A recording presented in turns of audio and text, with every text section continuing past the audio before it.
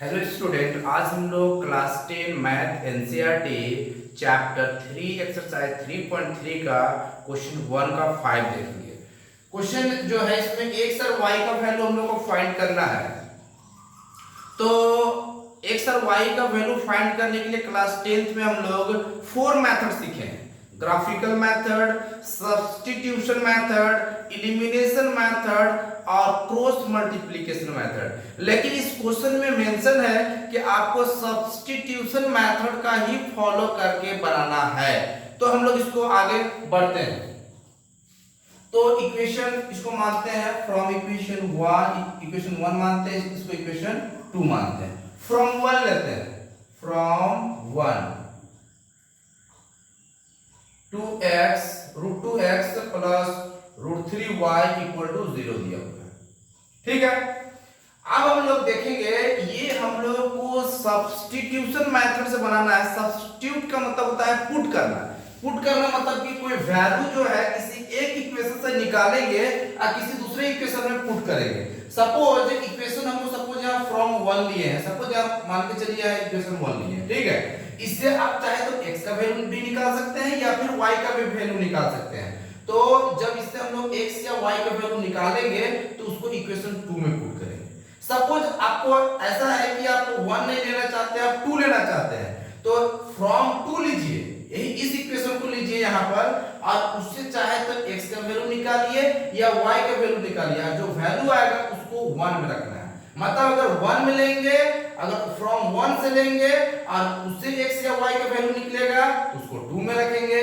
अगर फ्रॉम 2 लेंगे यहाँ पर इस इक्वेशन को लेंगे और उसके बाद चाहे x या y का वैल्यू निकालेंगे तो इसको इक्वेशन 1 में रखेंगे। चलिए ठीक है, तो हम लोग फ्रॉम 1 लिए हैं, तो इससे चाहे तो x का वैल्यू निकालते हैं या फिर y का वैल्यू, तो हम x का ही वैल्यू निकाल देते हैं। तो यहाँ पर पहले √x लिखते हैं इक्वल टू, इस टर्म को ट्रांसफर करते हैं तो प्लस में हो जाके माइनस हो जाएगा। उसके बाद x इक्वल टू, इस वैल्यू को लिखेंगे माइनस √3y, अब इनटू में था तो यहाँ जाके डिवाइड हो गया। ये हम लोग को x का वैल्यू निकल गया, इसको इक्वेशन नंबर 3 मान लेते हैं। अब इस वैल्यू को हम लोग 2 में रखते हैं, putting the value of x इन 2 में रखते हैं।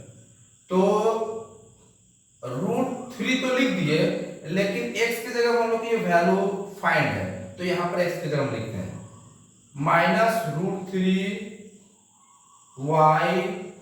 y में √2 रख दिए, माइनस √8y, इसको जैसा का तैसा लिख दिए।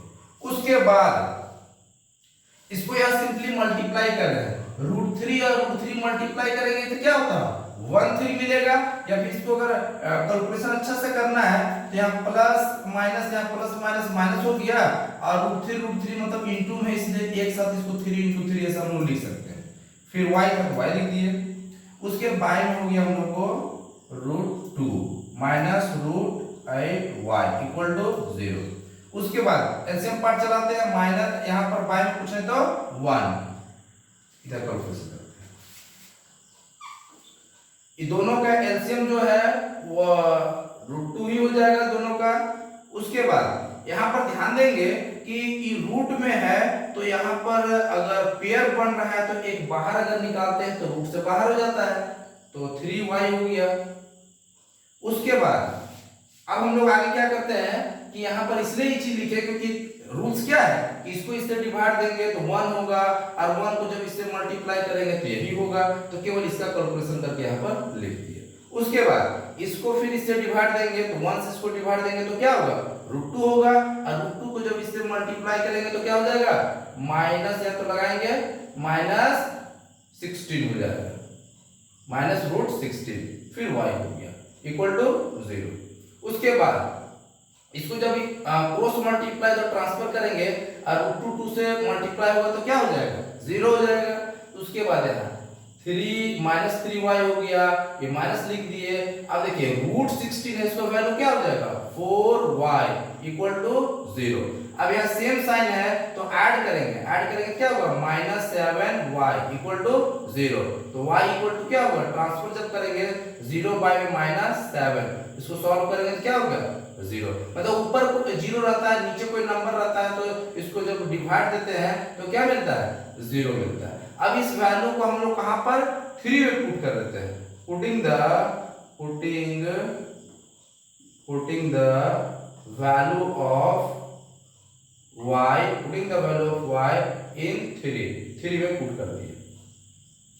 तो x इक्वल टू ये माइनस √3/√2, यहाँ पर y है तो y की जगह क्या रिजल्ट मिला है? 0, तो हम लोग 0 रख देते हैं। अब देखिए 0 से किसी को भी मल्टीप्लाई करेंगे, चाहे ये रेशनल नंबर हो या कुछ भी नंबर हो, किसी को भी मल्टीप्लाई करेंगे 0 से तो क्या रिजल्ट मिलता है? 0 मिलता है। इसका मतलब हो गया 0। Therefore x का वैल्यू भी 0 मिला एंड y इक्वल टू भी 0। यही हो गया।